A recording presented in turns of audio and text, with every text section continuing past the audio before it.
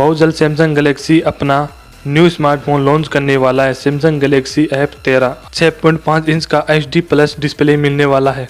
इसके साथ phone 90Hz का रिफ्रेश रेट सपोर्ट करेगा। कैमरा फीचर की बात करें तो इसमें एक क्वाड रियल कैमरा सेटअप मिलने वाला है, जिसका प्राइमरी कैमरा 48 मेगापिक्सल का GM2 सेंसर होगा। इसके साथ फ़ोन में 5 मेगापिक्सल का सेकेंडरी सेंसर और 2 मेगापिक्सल का डेप्थ सेंसर मिलने वाला है।